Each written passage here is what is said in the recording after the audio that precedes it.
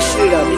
आज हम आपको श्रीमद् भगवत गीता अर्थात गीता जयंती के उपलक्ष्य की आपको हार्दिक शुभकामनाएं। और गीता जयंती के उपलक्ष्य में आपको गीता जयंती क्यों मनाई जाती है इसके बारे में थोड़ा सा प्रकाश डालेंगे। महाभारत युद्ध आरंभ होने से ठीक पहले भगवान श्री कृष्ण ने अर्जुन को जो उपदेश दिया वह श्रीमद् भगवत गीता के नाम से प्रसिद्ध है। यह महाभारत के भीष्म पर्व का अंग है। गीता में 18 अध्याय हैं, 700 श्लोक हैं। आज से सन अर्थात 2022 से लगभग 5560 वर्ष पहले गीता जी का ज्ञान बोला गया था। गीता की गणना प्रस्थान नत्रीय में की जाती है, जिसमें उपनिषद और ब्रह्मसूत्र भी सम्मिलित है। अतएव भारतीय परंपरा के अनुसार गीता का स्थान वही है जो उपनिषद और धर्म सूत्रों का है। उपनिषदों को गौ अर्थात गाय और गीता को उसका दूध कहा गया है। इसका तात्पर्य यह है कि उपनिषदों की जो अध्यात्म विद्या थी उसको गीता सर्वांश में स्वीकार करती है। उपनिषद की अनेक विद्याएं गीता में हैं, जैसे संसार के स्वरूप के संबंध में अस्वत्व विद्या, अस्वस्थ विद्या, अनादि अजन्मा ब्रह्म के विषय में अव्यय पुरुष विद्या, परा प्रकृति या जीव के विषय में जो अक्षर स्वरूप विद्या और अपरा प्रकृति या भौतिक जगत के विषय में क्षर पुरुष विद्या। इस प्रकार वेदों के ब्रह्मवाद और उपनिषदों के अध्यात्म, इन दोनों की विशिष्ट सामग्री गीता में संविष्ट है। उसे ही पुष्पिका के शब्दों में ब्रह्म विद्या कहा गया है।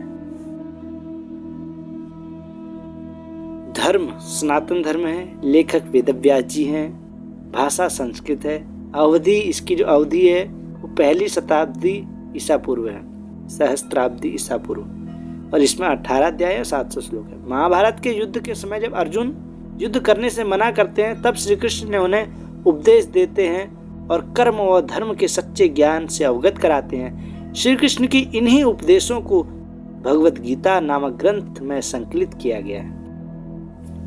कुछ लोगों का कहना है कि कॉलोनियल हिंदुस्तान के दौर में वारेन हेस्टिंग्स ने महाभारत के 25वें अध्याय से 42वें अध्याय तक समस्त 18 अध्याय को अलग अलग किया और यह तमाम अध्यायों को लंदन से 1785 में भगवद गीता और dialogues of Krishna and Arjuna in 18 lectures with notes नाम पर एक बनाकर प्रकाशित किया। वारेन हेस्टिंग्स ने केवल गीता के नाम पर कोई अलग ग्रंथ पुंथी के समय पे दुनिया पर अस्तित्व में नहीं थी। आइए अब हम जानते हैं कि गीता जयंती कब है।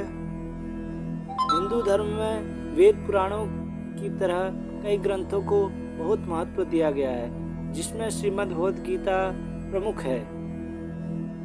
मार्गशीर्ष महीने के शुक्ल पक्ष की मोक्षदा एकादशी के दिन गीता जयंती मनाई जाती है।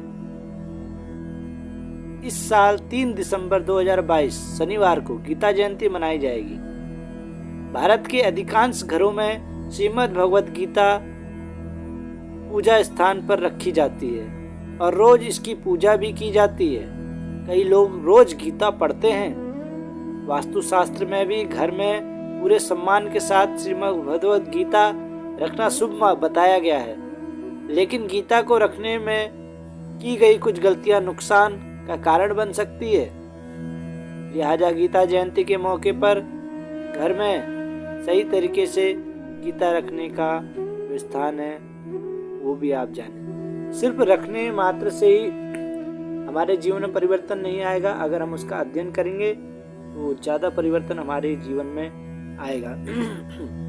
गीता जयंती बहुत ही विशेष पर्व है। भगवान ने अर्जुन के माध्यम से हम सबको ये उपदेश दिया है और हम सबको ये शिक्षा दी है कि मोह नहीं करना है। हमें जीवन में मोह से थोड़ी सी दूरी रखनी है।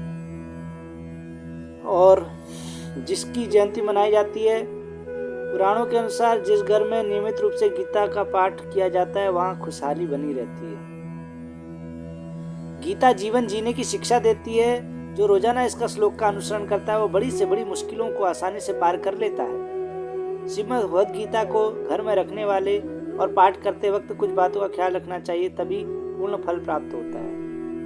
श्रीमद् भगवद गीता ग्रंथ बहुत ही पवित्र ग्रंथ है। इसे हमेशा पूजा स्थान पर ही रखें। बिना स्नान के इस ग्रंथ का स्पर्श ना करें।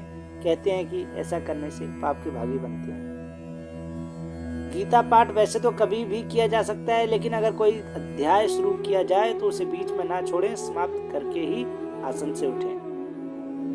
पाठ शुरू करने से पहले भगवान श्रीमद् भगवद गीता को नीचे या जमीन पर रखकर पाठ नहीं करना चाहिए।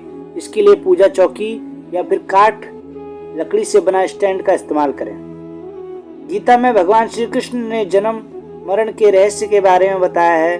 गीता में व्यक्ति की हर परेशानी का समाधान छिपा है। इसका पाठ करने से व्यक्ति को मोक्ष प्राप्त होता है। श्रीमद् भगवद गीता में भगवान गीता में कहते हैं कि सर्वधर्मान परित्यज्य मामेकम शरणं व्रज अहम त्वां सर्व पापेभ्यो मोक्षयिष्यामि मा शुचः।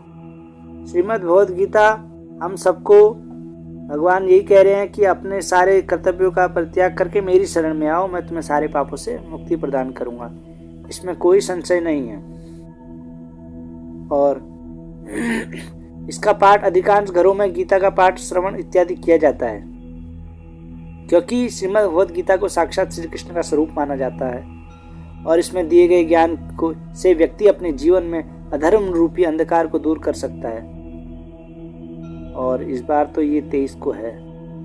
गीता में श्री कृष्ण ने जीवन के कई रहस्यों का पर्दा उठाया। उन्होंने न केवल गीता के माध्यम से धर्म के विषय में बताया, बल्कि ज्ञान, भक्ति, जीवन में सफलता इत्यादि के विषय में भी मनुष्य को अवगत कराया गया है। आइए हम भी इस गीता के उन मूल मंत्रों का जान लें जिससे सभी प्रकार के अधर्म दूर हो जाता है और जीवन में सदैव आनंद की अनुभूति की जाती है। कर्म करें पर फल की चिंता ना करें।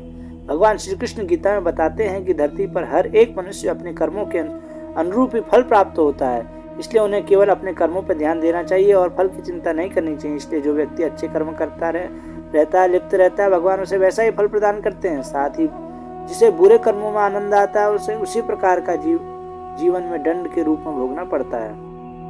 और इंद्रियों में नियंत्रण रखें। गीता में बताया गया है कि मनुष्य की इंद्रियों का बहुत चंचल स्वभाव है, उसी प्रकार गलत आदतों में अपना लेती है। जिस प्रकार वो व्यक्ति को कई प्रकार से समस्याओं का सामना करना पड़ता है, इसलिए उसे अपनी इंद्रियों पर और खासकर अपने चित्त अर्थात मन पर विशेष नियंत्रण रखना चाहिए। ऐसा व्यक्ति इसलिए क्योंकि चंचल मन के कारण कई प्रकार के बुरे कर्मों में लिप्त होने का खतरा बढ़ जाता है। क्रोध पर काबू रखें। श्री कृष्ण ने धनुर्धर अर्जुन को महाभारत की युद्ध भूमि में बताया था कि व्यक्ति के लिए क्रोध और विष का समान है। वो न केवल शत्रुओं की संख्या बढ़ाता है बल्कि उसमें मानसिक तनाव भी वृद्धि होती है। इसके साथ ही गीता में बताया गया है कि क्रोध में भ्रम की स्थिति भी उत्पन्न होती है, जिससे चिंतन शक्ति पर बुरा प्रभाव पड़ता है। इसलिए अपने क्रोध पर काबू रखना ही व्यक्ति के लिए सबसे अच्छा उपाय है। इसलिए आप सभी लोग अपने क्रोध पे नियंत्रण रखें और क्रोध ना करें, उससे विनाश होता है। और भगवान की बताई हुई जो भी बातें हैं उन्हें हमें जीवन में फॉलो करनी चाहिए, याद रखनी चाहिए, जिससे हमारा जीवन मंगलमय, सुखद और काफ़ी आनंद से कटे। क्योंकि भगवान ने जो बताया रास्ता उस पर चलेंगे तभी मंगल है, नहीं तो अमंगल ही अमंगल है। क्योंकि संसार दुखों का घर है, दुखालय है।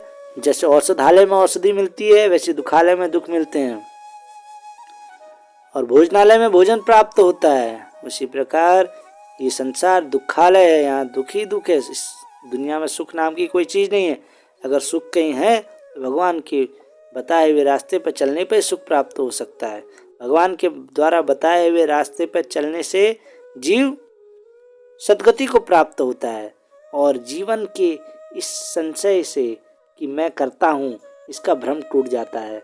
जैसा कि अर्जुन जी के मन में संशय आया था और उनका संशय भगवान ने दूर किया, उसी प्रकार हम सभी देहधारी जितने मनुष्य जाति हैं, हम लोग इस संसार में आने के कारण, हमारे ऊपर अविद्या का प्रकोप होने के कारण हम लोगों को समझ में नहीं आता है कि हमारे लिए अध्यात्म कितना जरूरी है। जैसे बच्चा बचपने में होने के कारण वो नहीं जानता कि उसके लिए पढ़ाई कितनी जरूरी है, लेकिन उसको माता पिता फोर्स करते हैं। ठीक उसी प्रकार हम लोग अविद्या में होने के कारण हम नहीं जानते, हम भूल जाते हैं कि हमारे लिए भगवान की भक्ति और भगवान कितने जरूरी हैं। संत और गुरुजन लोग हमें बार बार एक ही बात बताते हैं कि मन तू भज ले हरि को और स्मरण कर ले हरि का। तो आज गीता जयंती के उपलक्ष्य में हम ये संकल्प लेंगे कि अब हम प्रभु का नाम अधिक से अधिक स्मरण करेंगे और अपने को बुरी आदतों से बचाएंगे और अच्छे संस्कार हमारे अंदर विकसित करने का प्रयास करेंगे। इन्हीं शब्दों के साथ अपनी वाणी